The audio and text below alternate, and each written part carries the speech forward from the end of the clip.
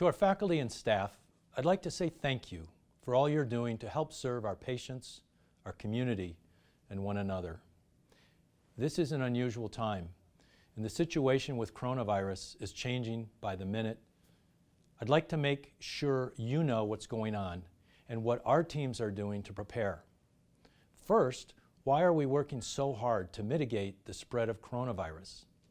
As we're seeing in China and Italy, when the virus goes unchecked, it overwhelms health systems. That's why we're making difficult decisions now to better control the spread of the virus later. While most people who contract the virus will only experience mild symptoms, we owe it to the most vulnerable in our community to protect them. Let's take a look at what's going on right now. Now let's look at COVID-19, where as of today, March 10th, 115,000 individuals worldwide have been found to have coronavirus. Right now, the mortality rate appears to be between 1% and 3%. Earlier on in the endemics, the rate was a little bit higher.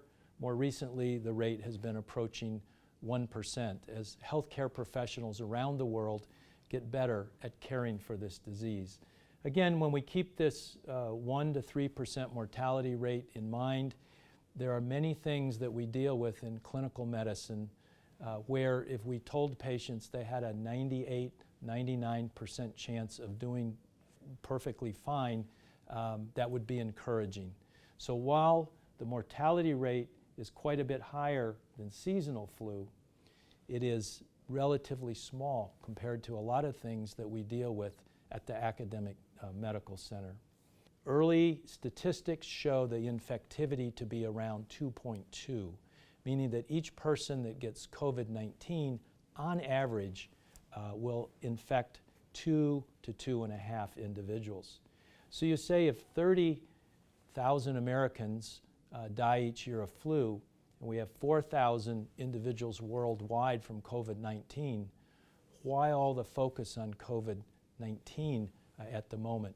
And it has to do with the rate at which these infections arise in our community. This is the current situation map for COVID-19, showing the number of confirmed cases, the number of deaths, and the total recovered. As you can see, communities all over the world are now impacted by COVID-19. These two curves show the difference between seasonal flu, for example, which comes on very slowly over many months, rises to a level where many individuals do get sick and some will pass away, and then over many months dissipates from our communities, typically in the spring. Some of the reasons for that is the flu's been around before. Many of us have immunity in our systems. Many of us take vaccines to prevent the flu, and we do have antivirals like Tamiflu, which helps keep flu in check. Coronavirus is a new pathogen to human beings, so we do not have immunity, we do not have vaccines, and we do not have antivirals that are known to impact diseases caused by COVID-19. So in communities, we're experiencing uncontrolled transmission. This is what's happening in China and in Italy and in other communities across the world. This rapid rise, because there are not the typical things that we see that help keep seasonal flu in check. This horizontal line is important because if the infection rate comes onto a community so fast, it has the potential to overwhelm the healthcare system and the healthcare capabilities. So what we need to do to prevent this rapid rise that overwhelms the healthcare system is to implement measures that turn, if you will, the tsunami curve into a slow, lower wave where we can deal with the cases and help our patients get well.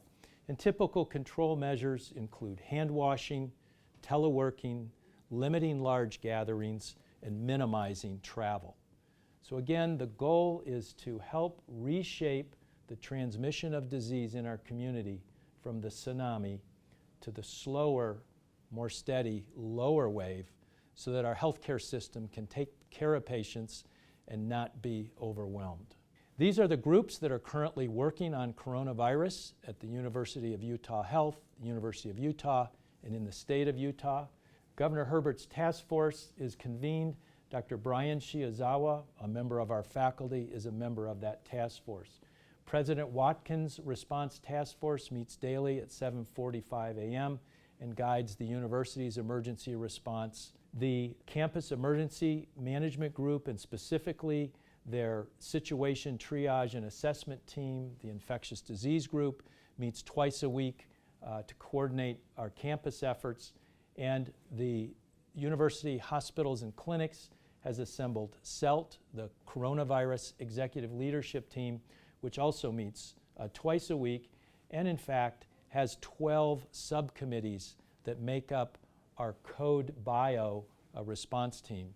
Just as we have a mass casualty plan prepared, we do have a Code Bio team, a Code Bio plan that is now being implemented by our Code Bio team. These are just some of the groups that are dealing with ambulatory care, communication, education, security, supply chain, and so on.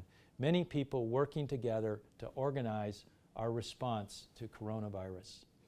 Following the governor's declaration of Utah in a state of emergency, the CELT team, the Coronavirus Executive Leadership Team, met last Saturday for 2 hours to plan and to implement phases of our response. Probably one of the first things that you saw is in an effort to increase our capacity and to increase our ability to separate patients with respiratory illness from those with other illnesses. We assembled 3 large tents out behind the emergency room. These tents are areas where we can care for patients. They have controlled air systems, and we can help, one, add capacity to our emergency room, but also provide separation of patients who are experiencing respiratory illnesses. Addressed how patients and their families come into and enter our health system. The teams that work valet and the information desk. We've also stationed wellness checkers out front in the hospital. We've positioned signage so that patients that are experiencing fever, cough, difficulty breathing know to ask for a mask. Ask for a mask. Remember, the most effective use of the masks is to put it on the patients who are experiencing respiratory symptoms such as cough or difficulty breathing. We've also assembled a triage tent out front of the hospital, again with controlled air handlers, so that patients experiencing respiratory symptoms can be assessed and we can determine the best course of action for each patient. Again, keep these 2 curves in mind. Social distancing is one of the proven public health measures that can help turn uncontrolled spread of a virus into a much more slower and over time curve. Our goal is to turn the solid curve, a pandemic with no social distancing, into a wider but lower curve so our care systems can keep up. And one of the best ways to do that is through social distancing. The CDC and others recommend restricting travel, canceling public gatherings, and other forms of social distancing so that we can make sure our healthcare resources keep up with the needs of our community, and specifically patients suffering from respiratory illnesses, and especially those suffering from coronavirus. We include a large list of resources that are available for many aspects of COVID-19 in general, University of Utah Health in specific, and broader University of Utah resources, plans, and central repository of information. Please know we're prioritizing the safety and protection of our staff and our patients. We're doing routine trainings and education to make sure everyone is aware of the most up-to-date information. We're also making sure we have the supplies we need to keep you safe and to serve the community should an outbreak occur. We're updating Pulse daily with important information about our safety protocols, guidelines, and policy changes. Pulse is our clearinghouse for important information. So I ask you that everyone checks Pulse on a daily basis. We all need to work together, and I'm confident our ability to care for each other and for our community will continue. The community looks to us during challenging times like this, and I look to all of you for your expertise and your commitment. Thank you for all you do.